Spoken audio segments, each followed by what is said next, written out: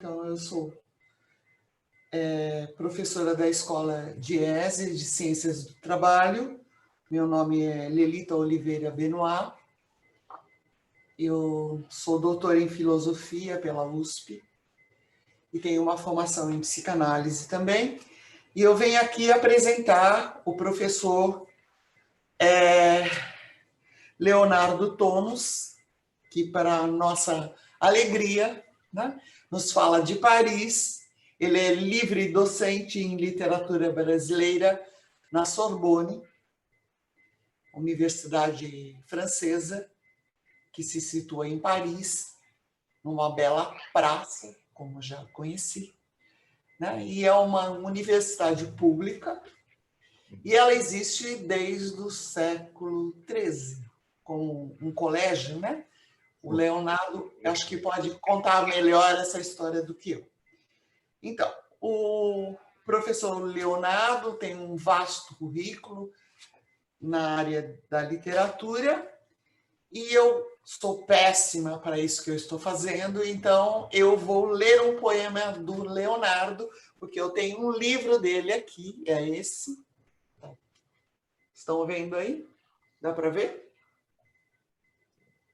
Que é o título do livro é Inquietações em Tempo de Insônia. Eu acho que isso faz todo sentido para os dias que nós vivemos. A insônia, e o nome do poema que é Medo. Eu vou ler o poema e está encerrada a minha apresentação e eu passarei a palavra para o professor Leonardo. Medo. Que tenhamos medo é o que querem.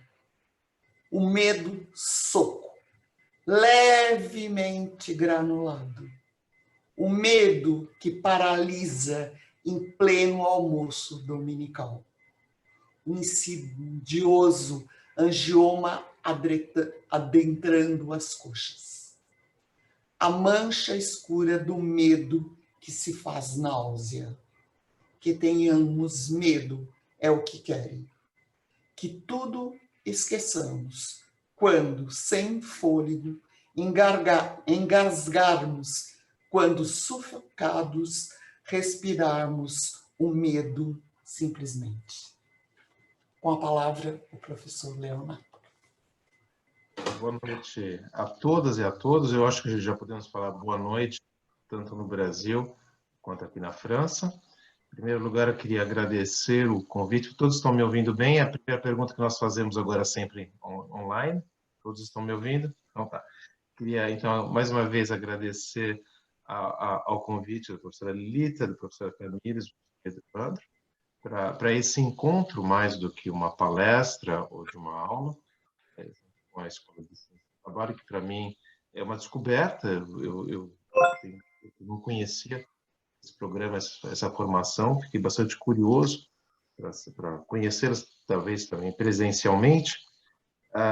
E para mim assim, é sempre um prazer compartilhar algumas inquietações também desses nossos tempos de insônia e algumas inquietações também que fazem parte do meu cotidiano enquanto acadêmico, enquanto escritor e enquanto cidadão. Eu acho que talvez sejam dessas três dimensões que eu queria evocar hoje, nesse encontro que fala justamente dessa relação que não é tão óbvia assim, entre escrita acadêmica e escrita ficcional. Muitas vezes, né, há uma grande diferença, estabelece, né, essa grande fronteira entre o professor acadêmico e o escritor, ou entre professores e escritores, nem escritores frequentam as nossas universidades. Eu lembro até uma vez um estudante que falou para mim: nossa, professor, vamos trabalhar o escritor vivo, que geralmente se trabalha escritores mortos e falecidos na universidade. Então, assim, eu acho interessante pensar esse novo espaço da escrita, o que eu chamo para mim, que para mim são os dois lados da mesma moeda, e que cada vez mais fazem sentido no dia a dia, na atuação enquanto docente, na atuação enquanto pesquisador, enquanto cidadão. Mas a Lelita falou um pouco do percurso, vamos dizer, oficial, né? Eu gosto sempre de começar uma palestra evocando meu percurso não oficial, o percurso pessoal, porque eu acho que ele diz muito mais do que eu sou, das minhas preocupações, das minhas inquietudes, da maneira de eu escrever, do que aquilo que consta num simples currículo Lattes. Acho que o primeiro elemento a ser evidenciado, colocado talvez em evidência do meu percurso pessoal, é o fato de eu ser neto de imigrantes, imigrantes italianos, imigrantes portugueses, né? São os dois viés da minha família, que chegaram no Brasil no início do século XX. Uma avó portuguesa analfabeta, que com 60 anos decidiu estudar no Mobral, porque ela se apaixonava pelos netos, quando ela via os netos estudando e lendo. E eu falo dessa experiência da imigração, porque essa experiência da imigração é importantíssima, porque ela marca praticamente toda a minha vida, né?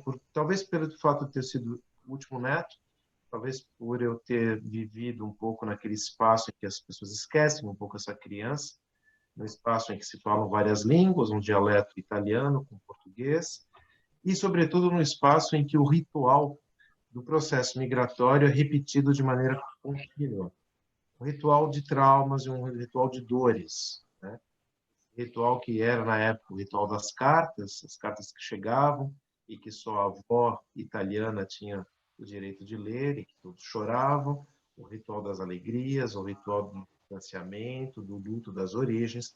Foram esses rituais que me foram legados já desde o início da minha infância, e hoje eu me encontro, 30 anos depois, na situação inversa dos meus avós, uma vez que me instalei na França, em 1988, e me tornei eu mesmo um expatriado, quase um imigrante econômico.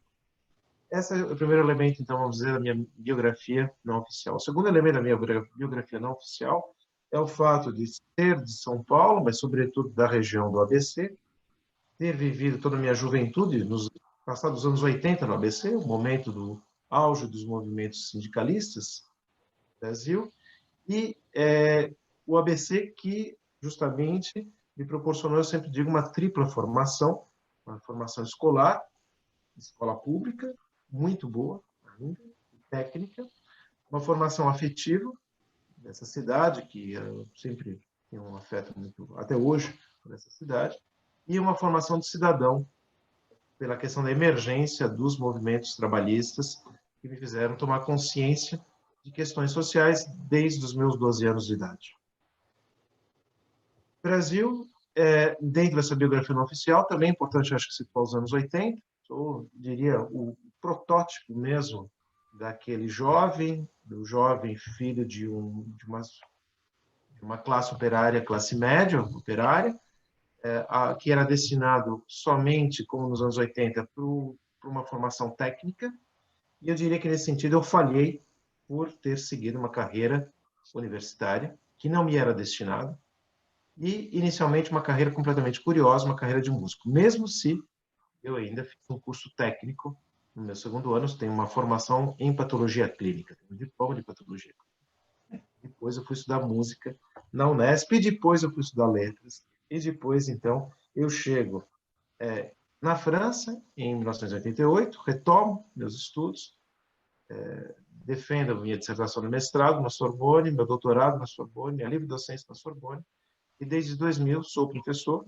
nessa universidade, como a Lelita falou, uma universidade que desde o século XIII, uma universidade também em que o português comemora esse ano, 2019, o ano passado, comemorou o ano passado, o centenário do ensino do português, é a primeira grande universidade a lecionar português fora do espaço lusófono, e uma universidade, um espaço onde eu mesmo me tornei especialista da literatura brasileira contemporânea, e especialmente da questão da imigração e de representação de sujeitos minorizados dentro da sociedade. Eu acho assim, importante estabelecer essa biografia não oficial, porque ela diz muito das questões que me inquietam e daquilo que é a minha prática também no cotidiano enquanto pesquisador. A ideia, então, eu sempre quero fazer então, essa relação entre o que eu trabalho como pesquisador e depois o que eu escrevo enquanto poeta, o que as pessoas chamam de poeta. Eu trabalho sobre imigração, então, desde o mestrado, e a imigração, acho que é importante colocar isso dentro de um contexto histórico, é um tema central, né, da nossa literatura, e que aparece ali em meados do século XIX, meados do quartel do século XIX, no momento em que se aceleram os translados de europeus para o Brasil, né? Ele aparece, só para lembrar, que ele aparece no primeiro romance, aliás, é o Memórias do Sargento de Milícias, né? Com aquela primeira cena em que você tem duas personagens portuguesas no convés de um barco, né? De maneira paródica, é dito como eles então flertavam na época. Maria da Hortaliça, rechonchuda, de Lisboa, passa por detrás do Leonardo Pataca e dá um beliscão na mão dele, uma metonima para falar que ela beliscou a bunda, e o Pataca dá uma ferroada no pé da Maria da Hortaliça, e é dito naquele exato momento que esses eram o uso da terra, a maneira do flertar, dentro do discurso lusófobo, né, de ódio à metrópole portuguesa e aqui de denigramento então dos portugueses. Bom, mas o importante é centrar então o aparecimento dessa personagem nesse momento na literatura brasileira e de lembrar que essa personagem ela percorre praticamente todas as correntes literárias e todos os movimentos artísticos no Brasil, desde meados do século XIX até hoje. E ela percorre também um outro elemento fundamental, a questão da formação da nossa identidade. O discurso identitário brasileiro se forja a partir daquela suposta fraternidade entre as três vertentes que teriam povoado o Brasil, e uma dessas vertentes seria então a vertente migratória europeia. E a questão justamente por fato dos imigrantes ultrapassarem, né, quase um século de história e de se moldarem a todas essas correntes, é, na minha opinião, problemática. É, na minha opinião, problemática no sentido em que, se nós formos observar a presença dessa figura, vamos ver que essa figura, eu falo bem figura, é uma figura esvaziada muitas vezes de sentido. Não há, de fato, uma representação do imigrante, mas o imigrante na literatura brasileira ele é muitas vezes uma simples alegoria para dizer outra. Ele se torna, na verdade, um pretexto na voz, na voz autoral para evocar muitas vezes uma teoria, um posicionamento estético ou um posicionamento até ideológico. Rapidamente, poderíamos pensar no século XIX, né? Memórias do Sargento Milícias e o Cortiço, de Luiz Azevedo, que colocam o imigrante como um elemento nefasto à identidade nacional. Então, o imigrante é esvaziado de sentido, e aqui ele se torna simplesmente um puro pretexto para falar, para colocar em pauta, né, a questão da identidade nacional. Isso vai se desdobrar nos anos 20 no Brasil, no ultranacionalismo do Plínio Salgado, né, o integralista Plínio Salgado, que tem um romance com certo sucesso na época, que chama Estrangeiro, em que o imigrante se torna o pretexto para colocar em pauta um discurso ultranacionalista e de cunho fascista. Mas esse imigrante, praticamente em todas as correntes literárias, ele vai sendo esvaziado de sentido. Se a gente pensar até no modernismo brasileiro, a figura do imigrante surge um pouco como um pretexto para falar do cosmopolitismo paulista. Na literatura gauchesca, como representante de uma identidade gauchesca. Até nos anos 80, é interessante observar como a figura do imigrante volta à tona no espaço literário, cinematográfico, televisivo brasileiro. Quem viveu naquela época deve lembrar da novela Os Imigrantes, dos filmes como Gaijin, há toda uma emergência de novo dessa personagem, curiosamente para o quê? Para falar de um consenso político que se faz na leitura. O imigrante, curiosamente, na literatura dos anos 80 e no cinema, ele surge como uma personagem do consenso. No momento justamente que o Brasil ele é confrontado aos grandes embates sociais, em vez de falar das classes mais minorizadas, das mulheres, dos homossexuais, dos afrodescendentes, dos índios, vamos trazer à tona a figura do imigrante, porque é ela que vai, mais uma vez, estabelecer esse vínculo entre, vamos dizer, os processos de embate, formando, então, aquela questão do consenso, que, na verdade, seria um impacto do que o próprio Brasil vive nos anos 80, do ponto de vista até político. Grande consenso entre a esquerda e a direita para evitar uma insurreição talvez social. Então, eu acho interessante, quer dizer, pensar essa figura esvaziada de sentido e, sobretudo, esvaziada daquela carga traumática que carrega todo o processo de migração. E que eu mesmo, aí eu volto à minha biografia pessoal, que eu mesmo presenciei desde o início da minha formação. Curioso como a literatura brasileira ela tem essa tendência de eliminar elementos que opõem, elementos de embate. Nós somos uma sociedade consensual, do extremo consenso. A nossa literatura também ela espelha esse consenso. Contrariamente à literatura francesa, talvez outras literaturas, que trazem até o mal para dentro do espaço literário, nós temos dificuldade de trabalhar a noção do dissenso, como já diria o filósofo francês Paul Ricoeur. Né? Não o consenso, mas o dissenso. É importante trazer o dissenso para que haja, talvez, a emergência de uma resiliência. Então, face a esse meu constato, desse esvaziamento, vamos dizer, dessa traumática, eu passo, a partir de 2017, a trabalhar com uma outra perspectiva, justamente por conta da situação geopolítica internacional, sobretudo aqui na Europa, né, por conta da crise, da chamada crise dos refugiados e dos migrantes. Eu começo, então, a trabalhar sobre representação ou produções artísticas sobre migrantes e refugiados ou realizadas a partir de personalidades migrantes ou que se encontram em situação de refúgio. Curiosamente, eu percebo uma quase ausência no espaço literário brasileiro dessas figuras, até hoje. Dos migrantes ou dos refugiados, ou daquilo que eu chamo simplesmente dos diversos refugiados. Os refugiados econômicos, podemos pensar os bolivianos em São Paulo, os refugiados climáticos, como os haitianos, os refugiados políticos, como os venezuelanos ou como nigerianos em São Paulo.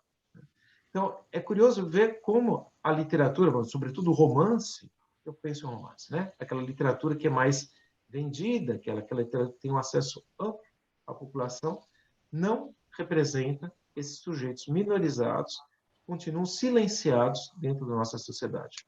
Eles vão aparecer numa literatura mais periférica, no teatro, às vezes, na poesia, por vezes, ou então em outras representações, em outras linguagens artísticas, como o cinema, sobretudo documentário, ou em alguns artistas visuais que têm trazido essa questão para dentro da produção artística, como o cearense Ícaro Lira, que alguns anos atrás até fez uma belíssima apresentação de um projeto que ele tem em São Paulo, naquele espaço Oswaldo de Andrade. Ele criou o Museu do Estrangeiro, que seria uma oposição ao Museu do Imigrante. Uma artista plástica também de São Paulo, Regina Parra, que tem vários vídeos sobre a situação dos migrantes atuais e sobretudo, dos bolivianos em São Paulo. E uma outra artista carioca, que chama Leila Danziger, que também vem interrogar esse esvaziamento da memória dos arquivos, né? E dessas histórias que são silenciadas, como tantas outras histórias foram e continuam sendo silenciadas no Brasil. Se pensarmos na questão da história das mulheres, dos homossexuais, ou até da história da afrodescendência. Então, essa questão, né, assim, é a questão que eu trabalho atualmente, né, da minha pesquisa, digamos, o tema também das minhas aulas, das minhas últimas aulas, e ela também tem essa correlação direta com a escrita ficcional. E a questão que se coloca muitas vezes como professor é: por que escrever romances? Por que escrever poesia? Né? E não somente por que escrever artigos. Né? Eu diria que a escrita, né, para mim, ela é sempre um exercício diário, ela faz parte do meu cotidiano, essa escrita ficcional, mas antes era somente uma atividade discreta e isolada, um pouco aquela prática, até quase do diário, né, que você não quer mostrar para ninguém. Mas nos últimos anos, essa atividade se intensificou, sobretudo diante daquilo, eu falo das grandes catástrofes da humanidade, né, as quais estão sendo confrontados. As catástrofes ecológicas, a emergência dos totalitários, as crises humanitárias, com a crise, é claro, dos refugiados e dos migrantes, a questão do terrorismo, que nós vivemos aqui de maneira drástica, e atualmente, é claro, a crise do coronavírus. E o que eu percebo é que, à medida que nós avançamos, né, diante dessas crises, cada vez mais me parecia que a palavra ou as palavras começaram a faltar, sobretudo essas palavras vinculadas a esse distanciamento crítico, que é o básico, vamos dizer, da prática do acadêmico. É como se essas palavras tivessem se tornado, a pouco, talvez obsoletas ou desprovidas de sentido. Eu sempre gosto de contar histórias, sempre gosto de exemplificar assim, o meu processo a partir de histórias vividas. Há duas que me marcaram profundamente. A primeira data de 2015, de novembro de 2015, e a segunda data do mês de julho de 2016. O que acontece em 2015? 2015 é a primeira, talvez, a primeira crise de pânico a qual eu sou confrontado após o atentado do Bataclan, aqui em Paris, uma sexta-feira, e saber, sobretudo, as imagens foram transmitidas praticamente ao vivo, televisão, terrível, e no dia seguinte sabíamos que tínhamos perdido 5 estudantes da universidade e 2 professores. Aquilo foi um choque, foi uma paralisia. Eu lembro que no domingo à noite, ter recebido do reitor da minha universidade um e-mail pedindo para que todos nós, né, todos os professores, estivessem em sala de aula às 8 horas da manhã, na segunda-feira, para conversar com os estudantes. E a primeira questão que me veio foi a questão da palavra. Com que palavras eu iria dialogar com meus estudantes? Eu iria me colocar na posição do douto professor, livre docente, com todo o meu distanciamento crítico, já com a minha idade, para refletir sobre o quê? Eu ia eu ia fazer uma aula sobre o que é o terrorismo, sobre o que é o totalitarismo, para quê, finalmente?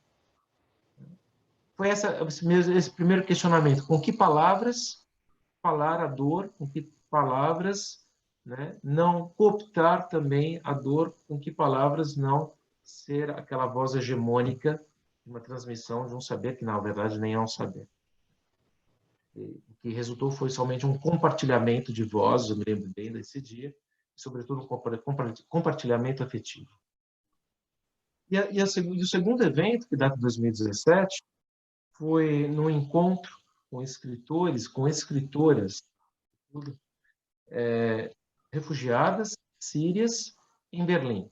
Eu tinha ido para Berlim, na altura, para fazer um projeto de pesquisa em loco, eu queria fazer um projeto de pesquisa em loco, esse era o projeto que eu tinha enviado até para a minha universidade, para encontrar refugiados, refugiadas, encontrar, sobretudo, atores do livro em situação de refúgio. E o Festival de Berlim, na altura, tinha convidado uma série de autoras, mulheres, que tinham vivido a situação do refúgio, e elas tinham sido convidadas para que elas falassem, né, testemunhassem, a partir do testemunho ficcional ou não, ou autoficcional, digamos, da saída até a recepção na Alemanha. E eu me lembro muito bem dessa autora, cujo nome também eu me esqueci, senhora dos cabelos ruivos, e que conta a história dela como se fosse uma ladainha que dura quase 30 minutos, em que ela evoca todas as perdas, desde a Síria, desde Alepo, até a chegada na Alemanha. E ela vai contando, na casa que eu tranquei, que não existe mais, já não me lembro, da rua que tomei com meu filho, que não existe mais, você não sabia se era a rua, se era o filho, já não me lembro, do barco que tomei, já não me lembro, da chegada, não me lembro. Fui pontuando, pontuando, pontuando, até o momento que ela para e ela diz, de uma coisa eu me lembro. E ela olha nos olhos de todos nós, da assistência, do público, e diz, eu me lembro do choro das mulheres. E ninguém pode ter consciência desse público do que passar 3 noites ouvindo mulheres chorarem e gritarem desespero. E esses gritos me ensurdeceram ao mundo. Segundo, talvez, crise de pânico, eu recebi aquilo como um soco, né? O soco que a Lelita falou, eu gosto da escrita em soco. Eu recebi aquele testemunho, aquela narrativa, que eu sempre um soco no estômago. E naquele dia eu me senti um perfeito idiota, o douto professor, com seu caderninho na mão, que ia entrevistar a escritora, e o douto professor guarda o seu caderninho, em prantos, pega a sua bicicleta e volta para o seu apartamento em Berlim, se sentindo um grandíssimo idiota. E o douto professor senta no chão desse apartamento, em Berlim, e começa a retranscrever essas palavras. As palavras dessa autora, cujo nome não me lembro mais. É como se, pela primeira vez, aquilo que eu buscasse há anos, uma literatura que trouxesse à tona esses traumas, e, sobretudo, o trauma da expatriação, o trauma, para mim, é importante. Pela primeira vez, alguém tivesse transmitido esse trauma e eu tinha como dever transformar aquilo e transmitir para alguém. Eu não sei. Foi aquilo que passou pela minha cabeça. E eu sentei no chão e comecei a escrever as palavras, e pouco a pouco essas palavras começaram a tomar forma, essas palavras dessa mulher, e eu comecei a me questionar sobre o que é escrever também sobre o trauma, o que é escrever sobre o sujeito minorizado e sobre o que é não cooptar essa voz do outro. Porque mesmo trabalhando academicamente, eu me sentia sempre como alguém que estava cooptando essa voz minorizada. Então, a partir daí, eu diria que surge, então, esse primeiro livro, que não é o livro que a Lenita mostrou, que é um livro que se chama, então, Agora Vai Ser Assim, que foi publicado em 2018, em que, em muitos textos, eu tenho que trazer o que eu chamo desse estupor da primeira vez face ao terror. Face ao terror da migrância, face ao terror do luto, face ao terror do refúgio, e me questionando, sobretudo, como fazer com que o meu leitor compartilhe essa questão do trauma e como ele saia, sobretudo, do espaço confortável da cadeira ou da poltrona. Toda escrita, toda narrativa, ela se articula a partir de pontos de poder. Né? O narrador é um elemento de poder, só que no jornal matamos o narrador desde o século XIX. Se matamos o narrador hegemônico, aquele narrador em terceira pessoa que caracterizava os textos de um Machado, de um Zé de Alencar ou de um Balzac, esquecemos de matar um outro elemento dessa rede que também é um elemento de poder, que é o leitor. E eu me lembro aqui de uma autora brasileira, já falecida, que eu, aliás, eu recomendo muito a leitura, que se chama Elvira Vigna, as pessoas preferem, que é uma excelente, uma das melhores autoras de literatura contemporânea. E uma vez entrevistando a Elvira, ela me disse que o grande problema para ela, quando ela escrevia, era o narrador. Porque nós temos o hábito de ver o narrador dentro de uma questão temporal. O narrador conta a história já acabada ou a história está acontecendo. Esquecemos de ver, sobretudo, o principal dilema do posicionamento do narrador, que era, segundo essa autora, o espaço que ele se encontra. É a partir desse espaço que eu vou ter uma relação de dominação ou não com o sujeito, na verdade, que eu represento. É a questão, e aqui a gente se volta ao básico, vamos dizer, do processo de reflexão sobre as alteridades. Né? A alteridade para chegar ao outro, eu preciso, antes de chegar ao outro, eu preciso alterizar eu próprio. Então, como eu não vou dominar o outro na narrativa, vou cortar a voz do outro, somente se eu me fragilizar perante esse outro. Então, é interessante quando ela fala assim, o meu problema é o narrador, porque, em função do espaço que eu coloco, ele vai dominar. Se a gente pode até pensar em termos da paisagem. Né? Não sei se vocês veem a paisagem que surge no século XVI, no Renascimento, ela surge como esse espaço de dominação do espaço natural. Transformar o país em paisagem. É recolher elementos e ordenar em função do meu olhar e esse é o meu posicionamento externo. Né? Essa é a dinâmica da paisagem ocidental, que é um pouco a dinâmica do posicionamento dos narradores tradicionais. Narrador omnisciente, como se diz, ou hétero, diegético, extradiegético, que domina a narração, domina o pensamento das personagens ele domina tudo. Não. Nós temos que autorizar esse narrador, colocar ele dentro de um outro espaço, fragilizá-lo para que ele encontre seus personagens e que daí resulte a experiência da alteridade. É o que a Elvira Wigner chama do espaçamento, ou também há um filósofo francês que eu gosto muito, que trabalha com essa noção, que se chama François Julien. Ele tem um texto até que vocês podem encontrar na internet, chama L'Entre et l'Écart. São essas duas noções que ele trabalha, l'entre, o entre, e o écart. O écart é um pouco difícil a tradução, porque o écart pode ser desvio ou pode ser s'écarter, esse espaçamento que eu tenho com aquilo que está face a mim.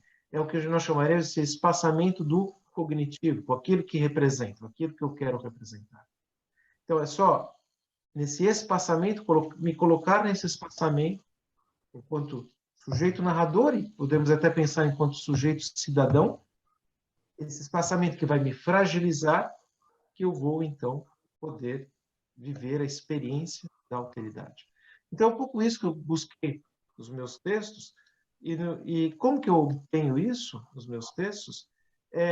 Criando, muitas vezes, rupturas impossíveis ou inesperadas para o meu leitor, e faz com que ele nunca tenha um momento de conforto. Ele sempre vai estar na zona de conforto. Ou porque eu interrogo, eu aponto o dedo para o meu leitor, e eu exijo dele uma resposta, ou então porque eu faço quebras no processo até narrativo poético. E eu vou ler dois textos, talvez que exemplificam bem esse meu... Não sei se exemplifica, não sei se é um bom exemplo, mas, bom, é uma tentativa de quebrar nesse processo da representação do terror, que seria, então, o terror do refúgio. O primeiro se chama O Grito das Sereias, e O Grito das Sereias foi escrito numa travessia de avião que eu fiz. Eu estava indo para Tunísia, então atravessava o Mediterrâneo, e a gente não pode esquecer que o Mediterrâneo hoje é o maior cemitério a céu aberto do mundo. Eu lembro que teve um artigo do Der Spiegel, uns anos atrás, que calculou mais de 40 mil mortos afogados identificados no Mediterrâneo, decorrentes, então, das travessias dos refugiados. Então, ao atravessar de avião, um voo que tinha atrasado, e que não tinha nada para comer, e eu estava nervoso, eu comecei a pensar nas vozes que estavam por baixo de mim. Eu me senti, mais uma vez, esse grande ridículo. Comecei a pensar nessas vozes afogadas, essas sereias afogadas, como se eu ouvisse o canto dessas sereias. E então eu trago um pouco, ao mesmo tempo, essa dor e, ao mesmo tempo, esse posicionamento do homem branco que se sentia, então, nessa situação de poder e que tinha a necessidade de se autorizar. Então, diz o seguinte, esse texto. Dizem que o mais impressionante das travessias não é a sede, nem o medo depois. A humilhação já não fere o que não existe. Dizem corpos num barco de corpos, veias, olhos, peles, rins, unhas, vagina. Gritos dizem que o mais terrível das travessias são os gritos das mulheres que não ouvi, enquanto me ofereciam um café para apaziguar minha irritação pelo atraso do voo. A criança soterrada morria ao trancar a porta de casa para nunca. Chorava o irmão partido ao vento da lama do frio, de lamas que gritam durante as travessias as mulheres que não ouvirei, mesmo que um estrondo me leve para o fundo deste oceano, onde outras gritavam durante o almoço de batatas assadas, salada, arroz, café sem demora, carne mal passada dos gritos das mulheres, que perfuram meus tímpanos ensurdecidos nessa minha travessia inútil. E o outro texto se chama Conchas, e também nasceu nessa mesma viagem, num outro momento.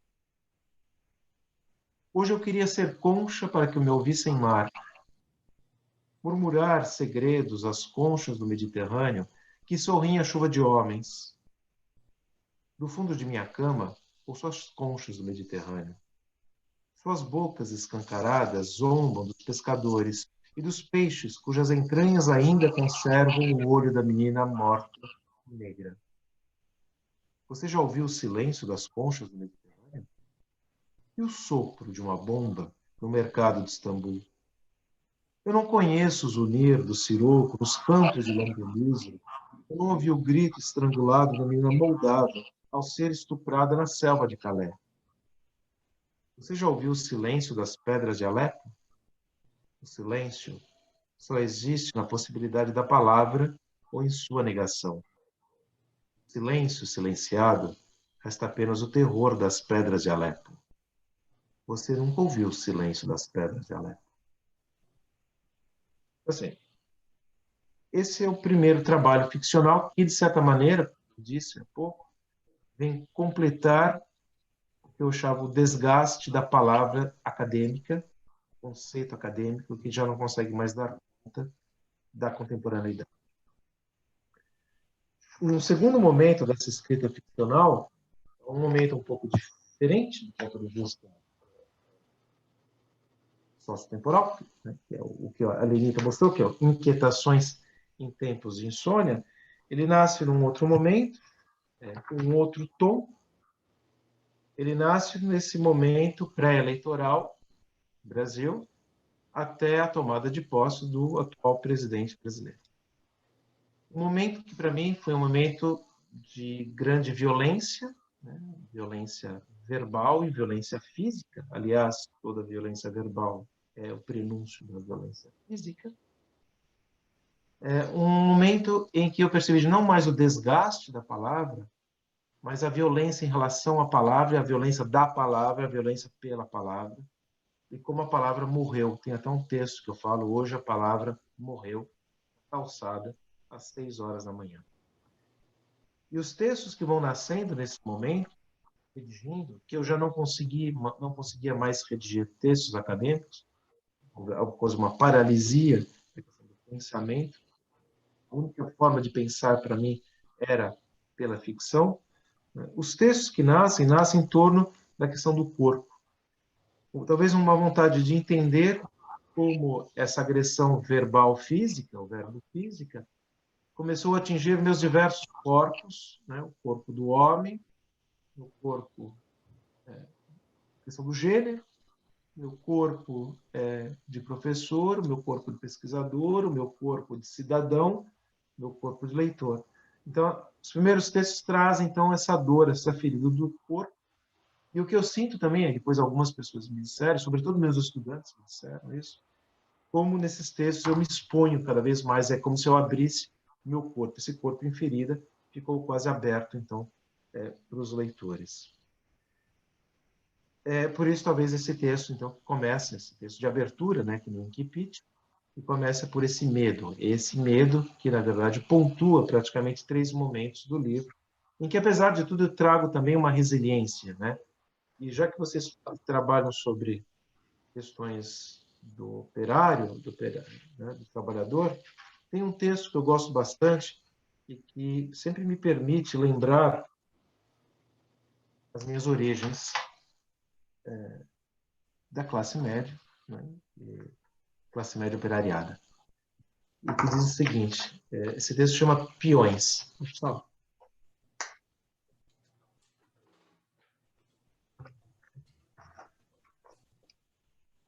É página 53, viu, Lelita? Eu vou lá. Quando você pensa em escrever um ensaio sobre peões, do porão traz a caixa de madeira marchetada, um mosaico liso sem asperezas, uma casca da goiabeira do quintal de casa e o arrepio de tuas costas que há anos não tocam.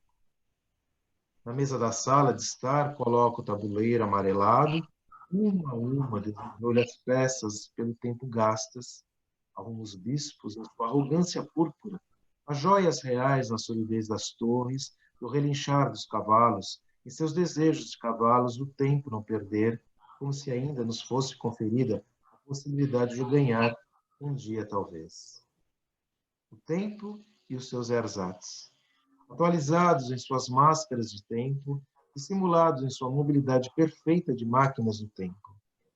A máquina do tempo, que dá as horas, que só dá horas e nunca as dá aos peões. Ao peão que avança em seu caminho supostamente reto, supostamente virtuoso, acreditando que um dia há de se tornar torre, cavalo ou bispo.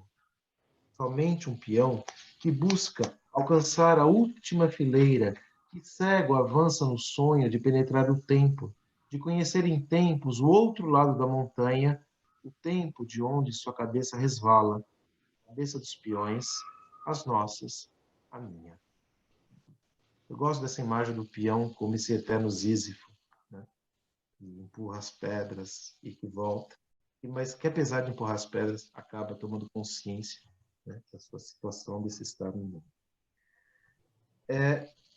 A relação desses textos também com o meu percurso, eu diria que é um texto em que eu também eu não gosto de rimas, eu tenho um problema com rimas. Eu acho que a rima, né, ela faz com que o leitor caia de novo naquela zona do conforto, da poltrona aconchegante, e ele acabe dormindo. Eu gosto de trabalhar muito mais sonoridade. Como assim? Trabalhei muitos anos música, fiz regência na Unesp, né? A gente, depois de 5 anos estudando fuga, a gente fica com isso na cabeça. E até quando eu escrevo, muitas vezes eu não vejo assim, eu vejo pautas de partitura. Eu escrevo como se fosse pautas de partitura. Então, quando eu escrevo, eu gosto sempre de uma musicalidade, uma fraseologia da minha escrita que não é rimática. Então, talvez esses textos, se eu quisesse fazer uma relação com o meu percurso pessoal, seria talvez essa busca dessa musicalidade que eu sempre trago para dentro do texto, mas sempre contrariando a rima. E o último texto, então, agora, o meu último trabalho, eu acho que talvez fale um pouco mais para os estudantes, por conta do trabalho que a professora Lelita está realizando, é a questão de um diário. De um diário que, aliás, termina hoje, dia 3 de junho, porque já sou dia 3 de junho de 2020. Termina hoje. Eu comecei no dia 3 de junho de 2019. Esse projeto, que na altura não era um projeto, era somente uma necessidade de colocar uma atividade cotidiana de escrita, né, de tentar entender aquilo que não é concebível, mais uma vez a situação no Brasil, né? E que eu me dei depois, pouco a pouco, como tarefa que eu ia realizar esse diário durante um ano, né, do meu aniversário do ano passado até o aniversário agora, nesse ano. Esse trabalho, né, que, na verdade, ainda não era um diário, assim, por que eu escolhi o diário? Olha, primeiro, porque eu gosto muito dessa atividade, talvez, passageira, irregular, sem motivação. Eu não tenho motivação para escrever. Nunca tive, eu nunca escrevi diários, aliás, na minha vida, mas o que eu gosto no diário é porque ele pode trazer para dentro do espaço ficcional diversos tons, diversas formas de linguagem, né? Essa escritura facetada que talvez multifacetada que caracteriza talvez o meu percurso. Eu tenho um percurso multifacetado, né? E, técnico em patologia, de músico, eu me torno professor livre-docente em literatura brasileira, né? Eu tenho uma escrita multifacetada. Minha poesia não é poesia, é quase narração. Quando eu escrevo texto acadêmico, sou tentado a fazer rimas no meu texto acadêmico. Então, eu acho que o espaço do diário é um espaço que traz tudo isso e que a gente pode trabalhar com uma maneira mais à vontade, todas essas formas de linguagem. A questão, quando eu comecei esse diário, eu acabei de resolver esse problema, foi a questão da datação, que a datação é importante no diário, né? Sem data, o cabeçalho, 15 de junho, 3 de junho, ou se torna uma autobiografia ou se torna um carnê, né? Um carnê, vocês, o Jornal do Dor. Eu resolvi a datação da seguinte maneira: eu não gosto de datas, aliás, ainda mais no tempo de hoje, né? Nós estamos vivendo uma experiência bastante peculiar do tempo, né? É o tempo estendido, mas o tempo curto. Não sei como vocês estão vivendo o tempo do confinamento, mas é esse o meu tempo. Parece que o dia tem horas e horas, e quando eu vejo, o dia já acabou. E pouco a pouco, nesses 3 meses de confinamento, eu perdi a noção do tempo. Eu não sei mais que dia que é hoje, eu sei porque é meu aniversário, mas senão eu não sei se é uma segunda-feira, uma terça-feira, que dia do mês. Então, para terminar com essa questão rigorosa da linearidade do diário, como se houvesse um fim, uma finalidade, eu preferi optar por efemérides fantasmagóricas. Então, cada dia é uma efeméride diferente que eu invento. Então, hoje, por exemplo, hoje tem uma efeméride particular. Hoje é uma efeméride das revoluções. Eu peguei o calendário revolucionário francês. Mas tem um dia, por exemplo, no meu diário, que se chama o dia que tartarugas botam ovo. Ou eu tenho a época das chuvas de caju. Então, assim, eu mesmo inventei o meu tempo por duas razões. Porque eu não gosto dessa finalidade do diário. E eu não gosto de uma outra questão, uma outra coisa que muitas vezes aparece nos diários. Os diários são pretextos para dissimularem romances de formação. Eu não gosto do romance de formação, eu não gosto dessa síntese teleológica do romance. Eu gosto mais dos romances de transformação, né? Falando que nós somos uma transformação constante sem o objetivo alcançado. Então é um pouco isso. Eu acabei me perdendo aqui nas minhas notas, que eu tirei o óculos e eu não via mais nada, né? Mas é um pouco isso que eu estou fazendo, e é um pouco isso que para mim agora faz sentido cada vez mais. Então, só para terminar, no diário eu sou capaz hoje de colocar textos poéticos, textos narrativos e ao mesmo tempo trazer um ensaio acadêmico para dentro do diário. Então eu acho que talvez hoje para mim o diário é o espaço, a modalidade narrativa que mais faça sentido para os dias que vivemos de tantas inquietações, em que é impossível, na minha opinião, focarmos em um tipo de escrita, em um tipo de modalidade e darmos um único caminho. Eu acho que, para mim, é o diário que engloba, talvez, esse aspecto mais multifacetado. É um pouco isso, eu acabei me estendendo, talvez, fui talvez um pouco confuso e agora fico aberto, então, às múltiplas perguntas da professora Elita, do Evandro e de quem estiver atrás, que eu não estou vendo quem está por aqui. Sim. Evandro?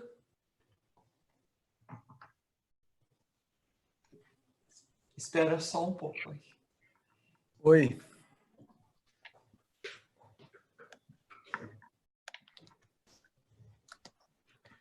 Oi, Léo. Tudo bem, Evandro? Que bonito. Só para te posicionar, o pessoal está no YouTube. Tem uma turma no YouTube. Uhum. Que estão escrevendo coisas por ali. Eu também sou do Instituto de Artes da Unesp. Ah, também? Você fez o IAP ou IA? Eu fiz o IA em Educação Artística na época, né? Que percorria as três áreas, né? Artes plásticas, música e teatro. E também sou músico. Mas você fez no Ipiranga ou você fez lá na Barra Funda? No Ipiranga. Ah, então você é da época do IAP ainda. Isso. Sou dos anos 90. Então tá, nós fomos então quase companheiros, que eu deixei o Brasil em 88. Eu estava no quarto ano de composição e regência. Eu entrei já 10 anos depois lá. Talvez. E dou aula agora num curso de Ciência do Trabalho, né? Num bacharelado interdisciplinar em Ciência do Trabalho. Leva tudo. Mas não sei, só para fazer então uma abertura com uma questão, provocação, reflexão, acho que mais do que isso, principalmente no final da sua fala, dessa coisa da invenção do tempo, né? Que isso é de uma... Eu desde a quarta série, que eu lembro que eu ganhei um relógio do meu tio, e aí eu fui com o relógio para a escola, e aí eu percebi que eu fiquei escravo do relógio. Eu olhava para o relógio a cada 5 minutos, né? E aquilo foi me incomodando, tal, e eu falei, não quero mais isso, né? E vivo até hoje sem usar relógio, mas aí os celulares colocaram a gente dentro do tempo de novo, né? E no nosso curso, né, em que a gente estuda o trabalho, tô tentando ler aqui um pouquinho minha anotação, a questão do trabalho é principalmente a venda do seu tempo, né? Uhum. É a transferência da sua autonomia, vamos dizer assim, de uso do seu tempo de vida em troca do valor de sobrevivência, né? Quer dizer, a pontuação marxista da mais-valia, né? E a música como forma de arte que se dá no tempo, ela, quando a gente entra, né, ali qualquer arte, na verdade, mas quando a gente entra nesse processo de estar dentro da música, seja ouvindo, seja tocando, ela faz justamente o apagamento desse tempo ordinário que a gente tem, né? Como se, por ela ser o tempo, ela faz com que esqueçamos do próprio tempo, né? E no final das contas, o que é a nossa vida, se não essa existência no tempo, né? E o grande dilema colocado agora na pandemia, eu até tive algumas reuniões hoje com o pessoal do sindicalismo da USP, depois nossa reunião à tarde com a Lelita e com a Tamires também, e boa parte do que passa na nossa nova dimensão aí de teletrabalho, à distância, é justamente uma outra relação e percepção do tempo, né? Queria que você comentasse um pouco isso, porque essa questão da invenção do tempo, talvez, me parece, que se não é negado, né, para a imensa maioria da humanidade, tão pouco é percebido como possível de um ser humano que se coloca como autor, de repente, da sua própria existência, do seu próprio tempo, né? E como a arte pode despertar essa percepção, assim, se você pudesse adentrar um pouquinho mais nessa coisa. A arte ou outras civilizações que justamente têm outras relações com o tempo. Então, por exemplo, para escrever esse diário, né, que eu estou fazendo agora, que a coisa de fato que mais me incomodava era esse tempo linear, esse tempo regular, que já me incomoda naturalmente, porque assim, como Santo Agostinho, eu não sei o que é o tempo e quanto mais me perguntem, eu nunca vou saber o que é o tempo, né? Eu não, quer dizer, eu vivo dentro do rio, né, dessa maneira fenomenológica de existir no tempo. O que eu acho assim, o que mais me incomodava era essa linearidade, essa regularidade desse tempo. Então, assim, eu comecei a pesquisar outras civilizações indígenas, civilizações inuitas, de como elas percebem esse tempo solar, esse tempo lunar, e tem descobertas fantásticas. Por exemplo, eu não sabia que, por exemplo, no dia 25 de junho, no calendário asteca, é o dia que ficou fora do tempo, né? Como nós somos arbitrários nesse tempo. Mas, assim, voltando talvez a uma questão atual, de fato, assim, hoje nós vivemos um presente, né, a hegemonia do presente, né? Esquecemos que é o passado, não temos futuro, parece que vivemos esse tempo distendido, até de Santo Agostiniano, né?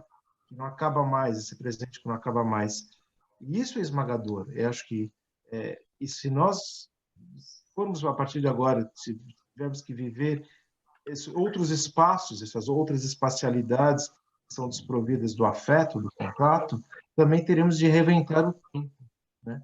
O nosso tempo no cotidiano, o nosso tempo de trabalho e, como você disse, né, essa questão dessa troca também do nosso abrir, né, conceder esse tempo na questão da subsistência. É uma questão que também se coloca para a humanidade, né? De certo modo, a sociedade, no confinamento, ela também conseguiu se reapropriar do seu tempo. Será que agora ela vai querer conceder esse tempo para a sociedade de novo, trabalho? Ela se reapropriou, a humanidade se reapropriou.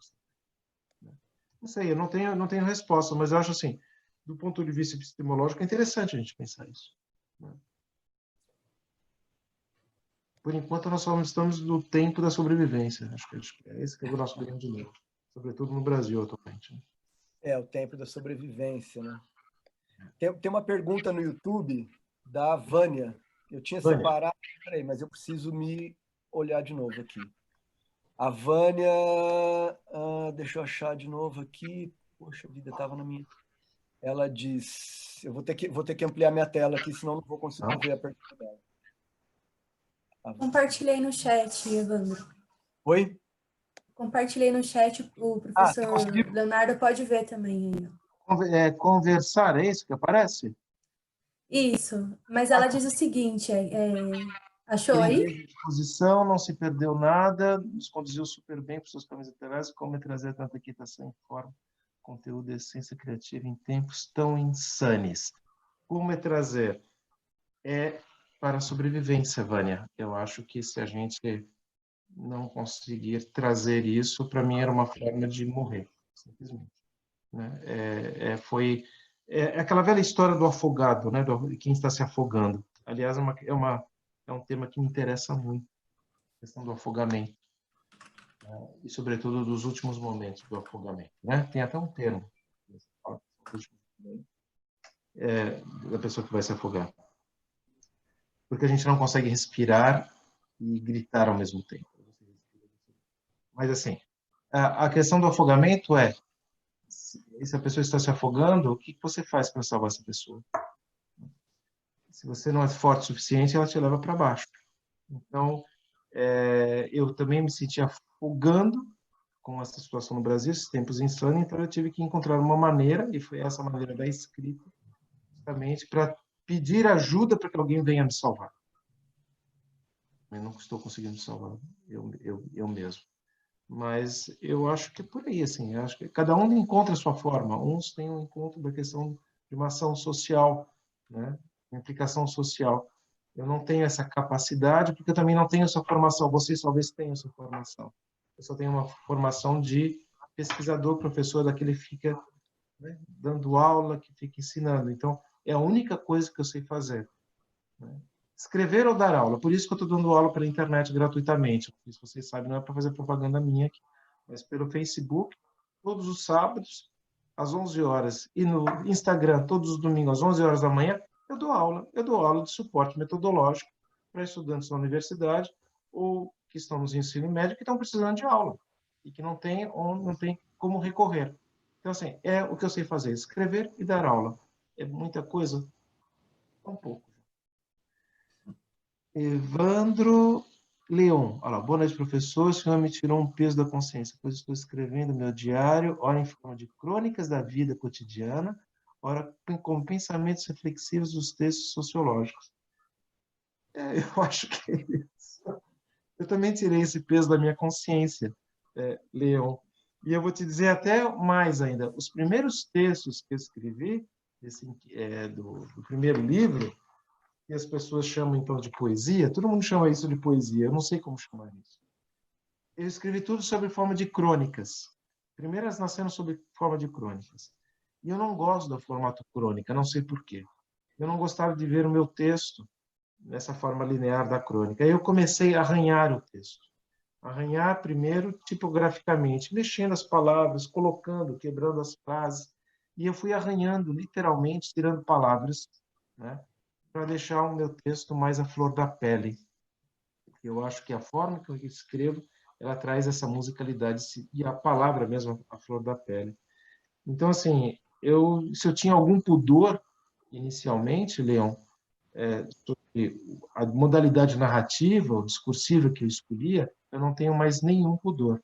Então, quem ler o meu próximo texto, narrativa, diário, de fato vai encontrar o que ele chama de poesia, o que ele chama de crônica, mas também vai se deparar com textos acadêmicos, até com notas de rodapé. Mais alguma colocação, Tamires? Não, por enquanto não, mas...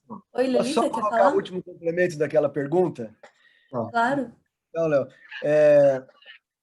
então, quando você escreve ou está criando nesse fluxo criativo, você esquece do tempo? De que tempo que eu poderia esquecer? Do meu tempo, do tempo cosmológico, do tempo que diz a minha idade? Do tempo ordinário, do tempo... Esse tempo ordinário, esse tempo ordinário, sim, é importante. Né? É importante esquecer de todo esse tempo no processo de escrita, senão você não consegue escrever. A questão que me coloca agora para mim é como sair... Porque assim, a ficção ela te permite isso. Quando você volta para o texto acadêmico, parece que o texto acadêmico ele tem esse tempo mais ordinário, né? Cronológico, talvez pela estrutura tripartida, estrutura de racional, que se Wikipedia. A questão é voltar para o texto acadêmico no jargão, dentro dessa camisola de força que exige. A única vantagem que eu tenho é que eu já talvez tenha cumprido todas as etapas, né, acadêmicas, né? Já fiz até minha livre docência, acabou, chega, tá bom, tenho artigos, tudo bem. Agora acho que eu tenho 53 anos hoje, já não tenho mais tanto tempo assim na minha vida, então acho que eu quero aproveitar um pouco do tempo que resta. Eu tenho um pensamento aqui, né, que eu comecei a rascunhá-lo antes da nossa conversa e eu finalizei agora, porque aí eu consegui dar uma direção. E eu comecei assim, né, pensando que dor, sofrimento, ódio e outros sentimentos das profundezas, da escuridão da nossa alma, quando eles são externalizados, eles podem propiciar um momento de reflexão, né, que é como você compartilhou um pouco do seu processo criativo, e que permite acessar a consciência de uma existência singular, né? Mas eu acho que vai além também, né? Porque ele estimula uma consciência do espaço-tempo. E aí, sendo um pouco socióloga, tempo, assim como trabalho, assim como natureza, tudo são categorias sociais, né? Portanto, sofrem influência da sociedade, da nossa dinâmica e mudam o tempo todo de significado, né? E eu acho interessante você colocar essas questões porque é isso, nós damos significado a coisas que parecem que são imanentes, que são naturais, quase da biologia, mas na verdade não são, né? E, enfim, e é importante também a gente pensar nas determinações sócio-históricas e como a gente pode construir uma atuação mais autônoma a partir dessa produção criativa do diário, ou seja, tentar entender as potencialidades dessa atividade que a gente tem desenvolvido com os estudantes, que a princípio, eu não diria resistência, mas algum estranhamento, né, pela proposta, que foi uma proposta, vamos dizer assim, ousada, né, dos professores, da Lelita e do Evandro principalmente.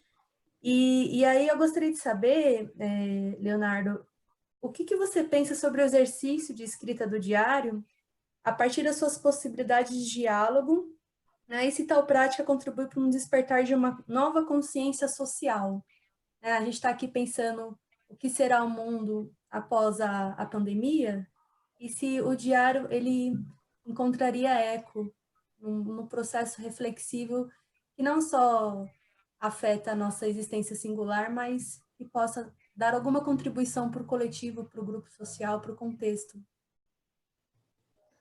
A questão do diário que se coloca, depois talvez a Lenita possa falar um pouco também sobre isso, né? O objetivo do diário ele é feito normalmente para nunca se ler, né? Você escreve um diário, é uma prática cotidiana, uma prática discreta, que nunca deve ser revelada em praça pública. Sim, Esse é o princípio do diário. concordo. E ele também nunca deve ser retomado. Se ele é retomado, ele deixa de ser diário e passa a ser uma autobiografia. Então, assim, eu faço, tenho plena consciência, é um suposto diário. Né?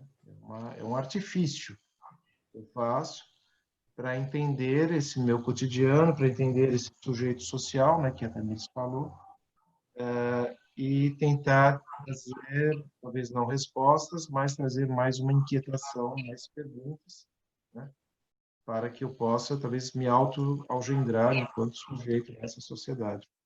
Então, assim, eu acho que toda a prática de escrita ela é válida nesse sentido. Né? Toda a prática de escrita até coletiva. Né? Eu nunca fiz isso, eu gostaria de fazer isso. Eu acho que eu assisti umas aulas com a Lelita, né? Porque eu tenho péssimo hábito, né, de fazer essa prática, né, sozinho, né? E eu gosto de ler em voz alta, eu adoro ler em voz alta. Eu adoro ler em voz alta. Não é porque eu gosto da minha voz, mas eu gosto de ler, porque eu acho que nessa respiração você vai para além do seu texto, né? Tem a questão da performance que é essencial. Mas, assim, eu acho importante, talvez o diário seja o mecanismo mais fácil, porque ele é o menos rígido em termos de estrutura. Porque se você pensa na narrativa, você tem que pensar em romance, você tem que pensar em arquitetura textual, você tem que pensar em focalizar, você tem que pensar em série de dispositivos que eu já nem tenho paciência. As pessoas falam, por que você não escreve romance? Eu falei, eu ficar 2 anos da minha vida pensando numa estrutura, eu não quero isso. Né? Daqui 2 anos o mundo já mudou. Há uma questão de uma escrita da urgência e da insurgência, e me parece que o diário traz isso como possibilidade. Escritas da urgência. Eu lembro quando, uma vez eu estava conversando com escritores sobre o porquê que a literatura brasileira não trazia o tema dos refugiados. Né? Por que ela insistia tanto nos imigrantes do século XIX e não trazia os refugiados, os haitianos, para dentro do espaço, não ali do lado. E eu lembro de um que falou, não, mas a literatura precisa de tempo. Enquanto a gente está pensando no tempo da literatura, as pessoas estão morrendo afogadas. Há uma literatura do tempo, sim, de distanciamento, mas há também uma outra literatura da urgência. E isso eu acho interessante o que está acontecendo atualmente, né? Face à situação do Brasil, né? Eu vejo assim que o romance parece que ele está meio falido, né? O romance tradicionalzão, né?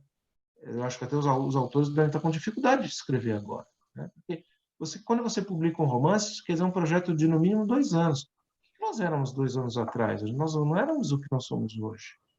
Nós não vivíamos isso. Então, tudo ficou caduco nesse mundo. Então, a única escrita que tem dado um pouco de conta é essa escrita da urgência que a gente tem visto pipocar pelas redes de novo, pelos Facebooks, pelos Twitters, né? Ou por essas antologias que têm surgido. As pessoas têm recriminado muito essas antologias que falam de oportunismo. Sim, claro, pode ter oportunismo, pode ter questões de mercado, mas uma antologia sobre quarentena, antologia sobre os antifascistas, né? São essas escritas da urgência, da insurgência, que parece me fazer sentido. E talvez, nesse sentido, o diário seja uma forma, né, que traga essa insurgência, essa urgência à tona. Eu não sei se eu respondi a sua questão, Tamires.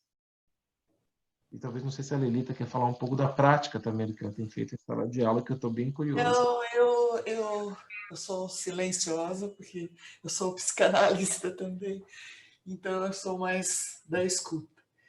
Mas eu acho assim que a proposta do diário é uma proposta que se volta um pouco, no meu entender, ao menos, para o autodescobrimento, sabe?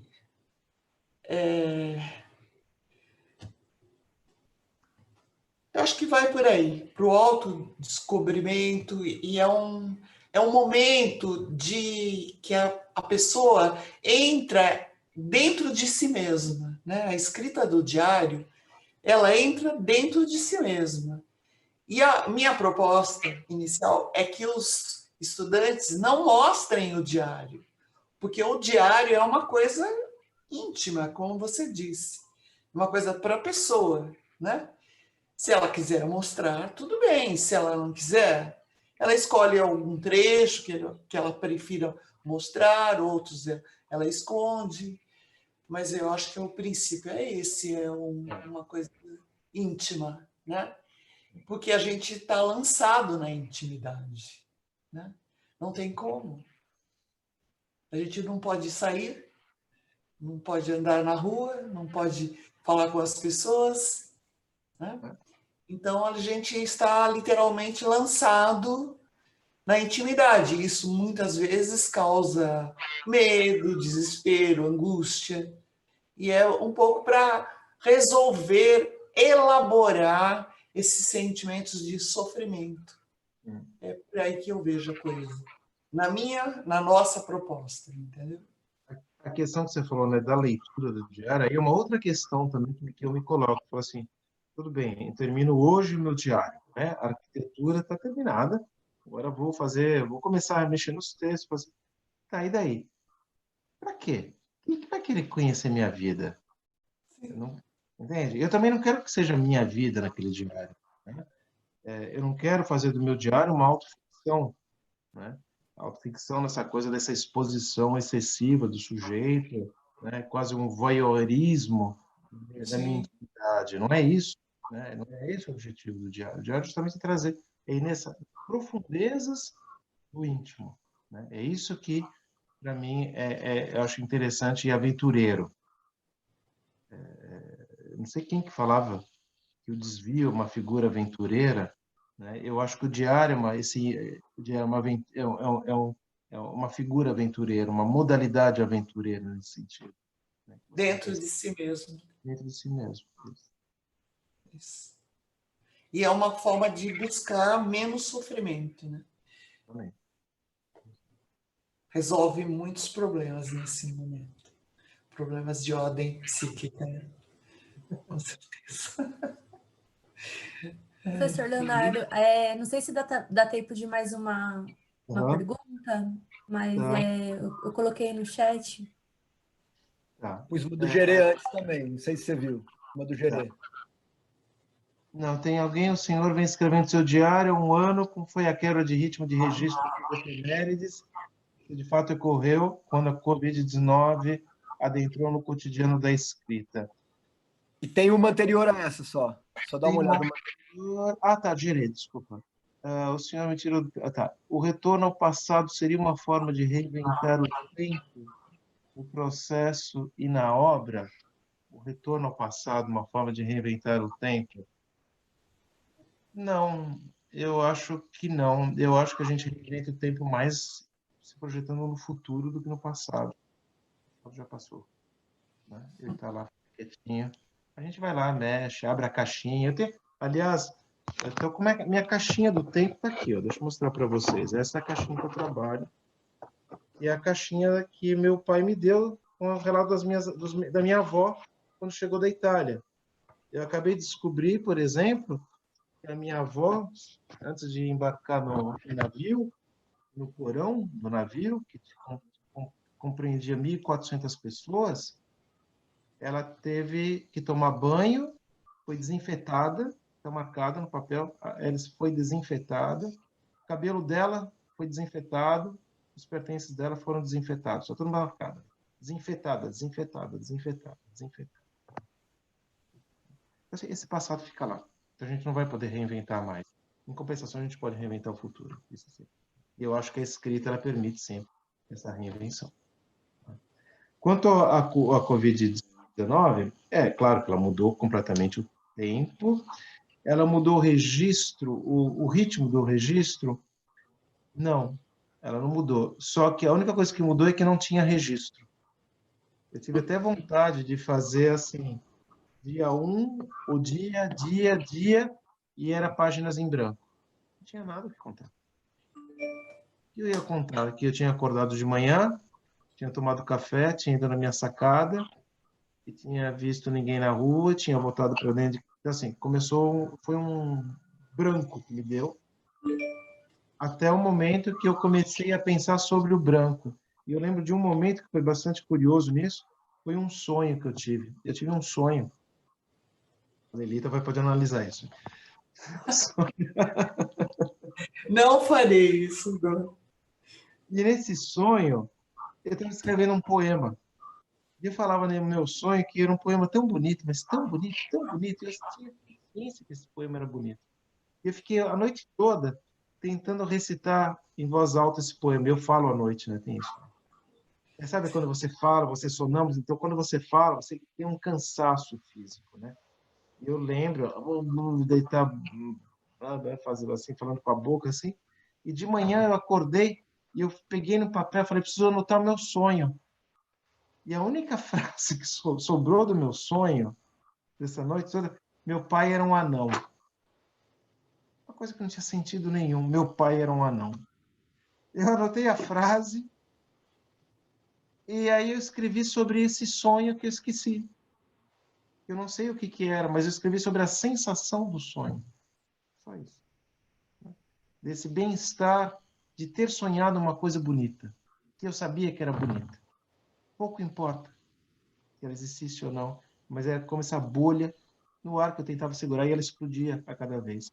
Eu acho que assim, a Covid-19 permitiu, apesar dos pesares, de ainda sonhar com essas bolhas que estão explodindo, mas elas existem, elas estão por aí, né? E talvez esse seja o lado mais positivo do dia.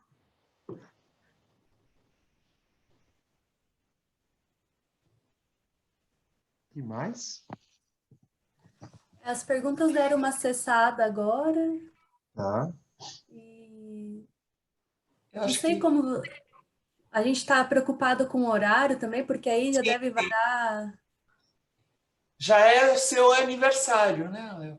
Não, meu aniversário, já 15 para 1 da manhã. É, Parabéns! Nada. feliz aniversário! E vai dar muita sorte esse aniversário.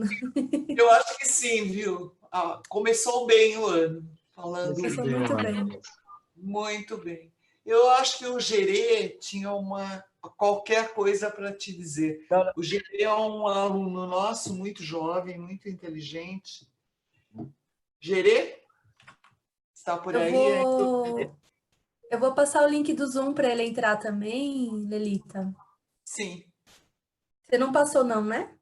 Não. Tá, eu vou passar.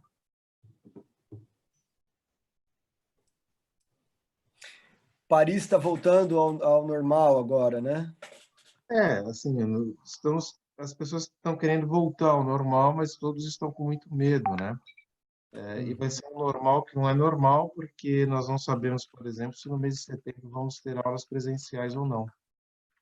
As universidades nos Estados Unidos, no Canadá, na Inglaterra, já cancelaram o próximo semestre, que seria o semestre de outono, né, de setembro a janeiro, colocando todas as aulas virtuais. E tem, assim, os teatros também estão anulando, então a gente não sabe o que vai acontecer. Os museus, Como? os Por enquanto espaços. fechado, por enquanto fechado. Eles estão abrindo, assim, os parques abriram, semana, os cafés estão permitidos de abrir nas calçadas, né? E o resto é aquele cotidiano, nosso novo cotidiano nosso, dar banho em compras.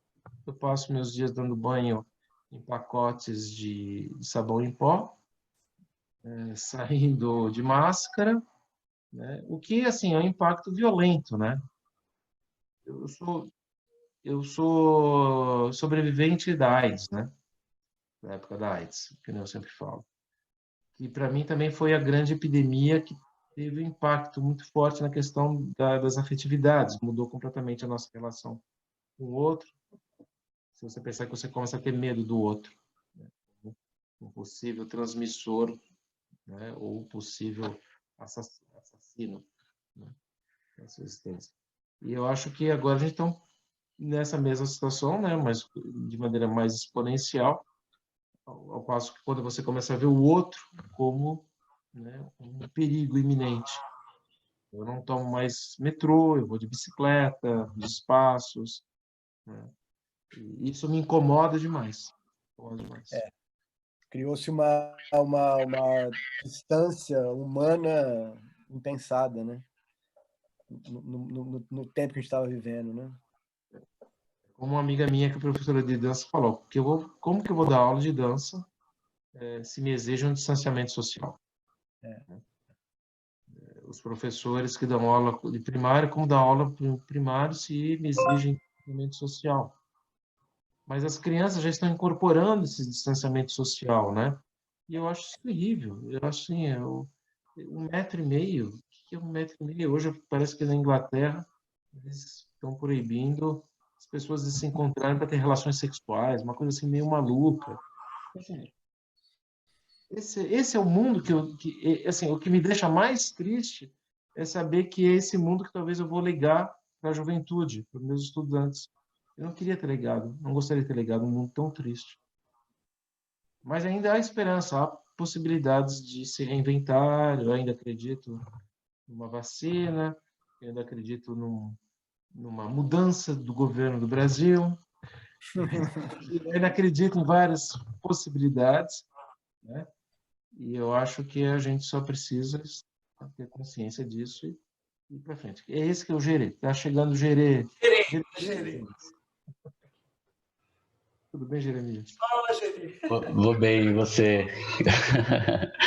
Queria parabenizar, recebi o convite da Lelita, do Evandro e da Tamires de falar em nome dos alunos e das alunas do GES e dizer aqui em vídeo, né, não só por chat, o quanto que está sendo grandioso escutá-lo aqui essa noite, principalmente no processo artístico do diário, essa importância que estamos passando, né, nessa conjuntura que, ao meu ver, já vem muito tempo, né, esse lugar do autoritarismo do Estado brasileiro.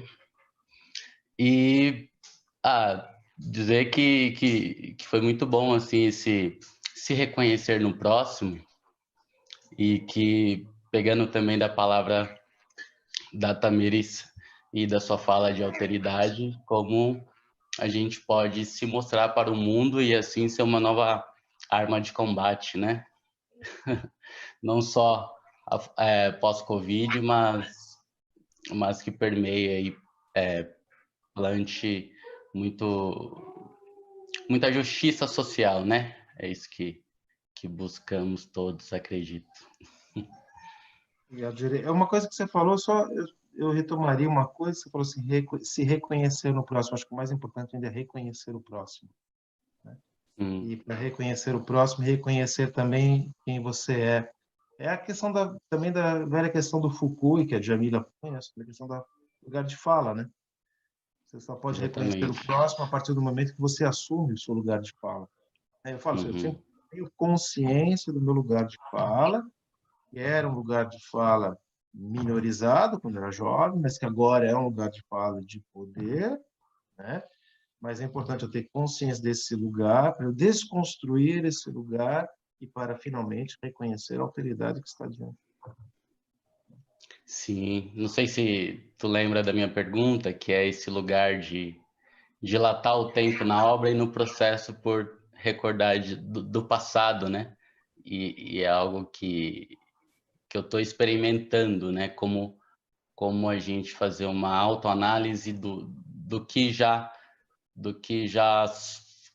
nos construiu disso, né? Então, eu parto de uma pergunta que é o que eu faço daquilo que fizeram comigo, né? Que é essa relação indivíduo e coletivo.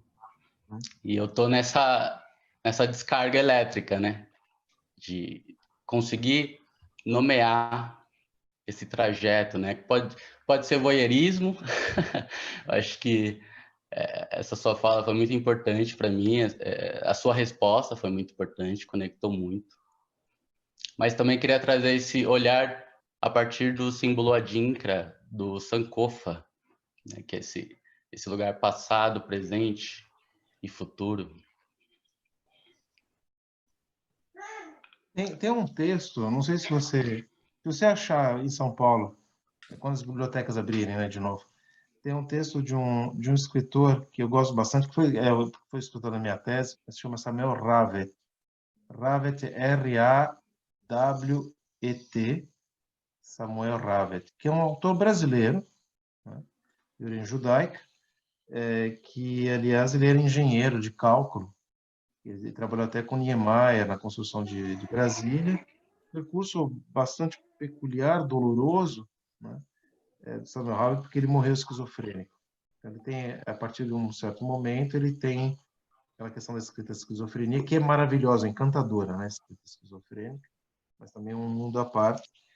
E só para falar que ele tem um livro que se chama Ahasverus, a Viagem de Ahasverus, é o título imenso, mas que fala justamente dessa relação passado, presente e futuro, em que ele vai abolindo justamente essas temporalidades, né, a partir do pretexto da figura do Ahasverus, que é esse mito cristão, né, que não é nem mito bíblico, ele é cristão só, que fala então do judeu errante, daquele que foi condenado por não ter dado ajuda ao Cristo, pouco importa.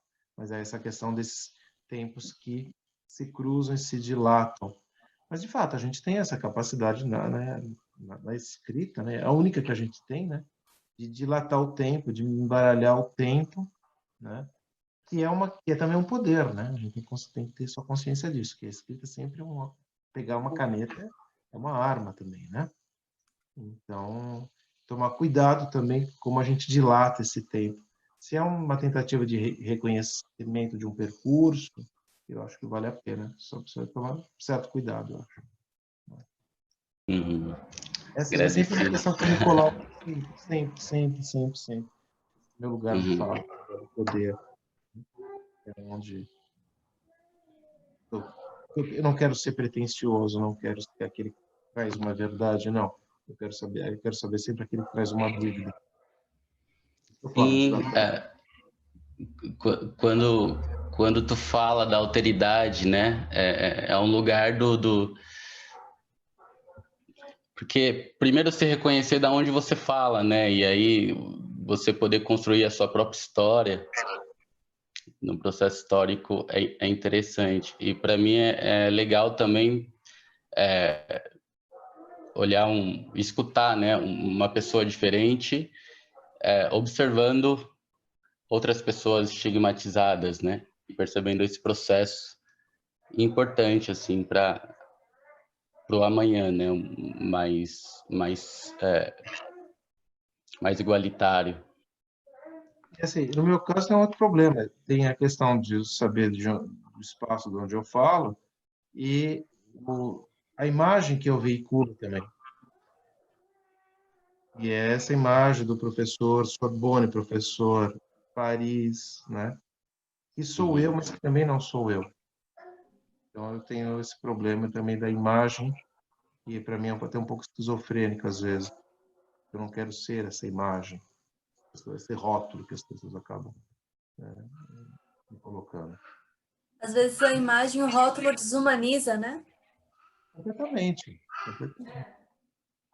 E também o fato de você sair desse rótulo, você destabiliza muito. Eu acho interessante também poder destabilizar cada vez mais. Eu acho interessante, né? Porque também acaba me destabilizando. Eu acho assim que é interessante todo o meu processo, né? É um processo sempre de reconstrução constante. Eu preciso disso. Eu preciso me alimentar dessa reconstrução. A partir do momento que eu me sinto seguro, eu não vou ser mais criativo. Para mim, a criatividade, ela só existe, a arte ela só existe quando ela nasce da insegurança, quando ela é fricção com o mundo, senão não é criação. E isso vale também para a questão artística, para a criação de pensamento. A partir do momento que você tem a certeza, acabou. A partir das suas incertezas. É um ponto de vista pessoal. Eu acho que só a fragilidade, É isso, fragilidade. dúvida, só isso que gera a arte e o conhecimento também, né? Porque o conhecimento absoluto, ele é inexistente. Esse não existe. Gerê, nossa homenagem você não vai fazer? Olha, não produzi, não escrevi.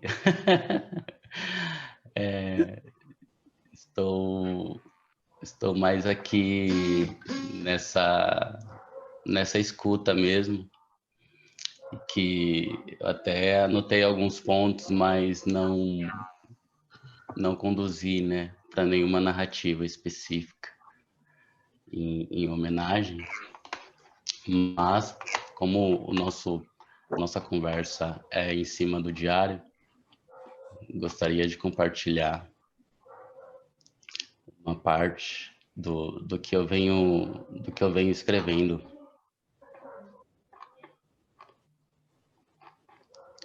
Vou encontrar aqui, eu estou fazendo um diário no Google Drive.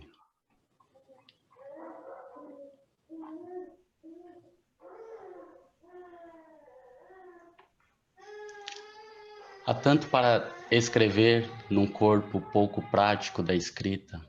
Talvez seja um momento de curadoria mesmo. Ofertar o que foi medido, transbordar a ave do chão, esquecer o tom do espírito, planar no coração, suicidar-se de emoção, de cafonice, por que não? Subordinar a memória a palavreadas, dar enter e predispor-se. Esse é um processo que eu estou tendo com a escrita, porque eu sou mais do audiovisual, curta-metragem, fotografia. E em cima da pergunta que eu fiz para você sobre esse retorno ao passado, porque o audiovisual, por um corte, né, ele pode ressignificar uma ideia, né, que eu poderia ter, enfim, que o público poderia sentir, né? Mas seria isso. E, novamente, parabéns. Na escrita, você consegue isso com a listagem. Sabe que no diário tem uma prática que tem a prática da listagem também, né? Fazer listas, né? Eu adoro fazer listas. Tem uma autora... A lista é uma prática bem antiga, vem do Japão, do século X. Tem uma autora japonesa que se chama Seisho Nagon. Tem um livro traduzido em português que é o Diário de Cabeceira, uma coisa assim, em que ela fez listas, listas, listas, listas, listas e listas. E na lista você consegue trabalhar no discurso essa questão desse passado e presentes que vão se empilhando, ou vários passados e presentes que se empilham. Legal. Você que falou do coronavírus, eu tenho um texto que fala do coronavírus, da situação atual. Eu vou ler então para vocês, que é novo, tá? Que isso aqui é manuscrito ainda, não está terminado, né? E foi assim, eu estava... duas coisas. Foi um dia que começaram a aparecer uns animais aqui por Paris, raposas, javalis no meio da cidade, né?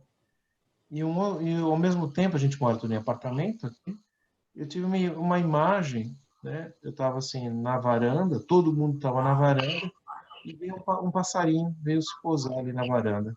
E ficou olhando para mim, eu fico olhando para o passarinho, aquela coisa da alteridade. Não era barato da Clarice Lispector, era o passarinho que veio aqui, olhar profundo nos olhos do passarinho. E era como se a gente tivesse invertido uma situação. Eu tivesse numa gaiola, né?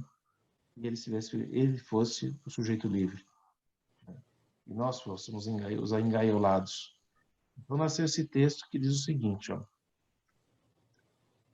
Sinto falta de minha cidade. Das ruas de minha cidade sinto falta.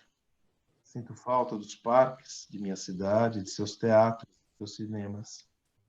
Do ócio dos habitantes de minha cidade sinto falta. De suas boas maneiras constrangidas, dos afetos comprimidos pelos vidros de um vagão de metrô. De meus vizinhos sinto falta.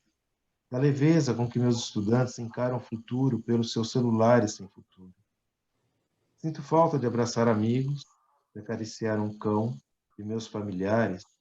Hoje sinto falta de mim. Pelas ruas caminho carregando saudosamente minhas ausências.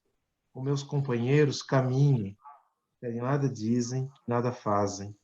Caminhamos apenas distantes uns dos outros.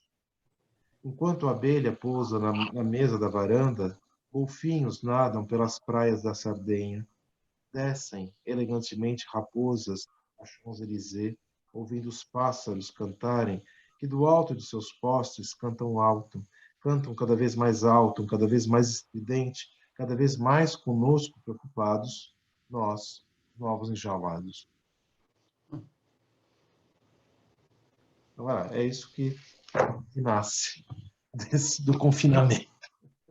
Mas no seu texto, eu achei engraçado, você começa de uma maneira extremamente acadêmica, aí você vai na rima. Né? Você vai na rima. E depois você quebra a rima, e aí você busca o ritmo da palavra. Você deixa a rima em ão, que é a rima mais comum, e você vai no ritmo da palavra. Achei interessante isso. Como teve 3 práticas de escrita.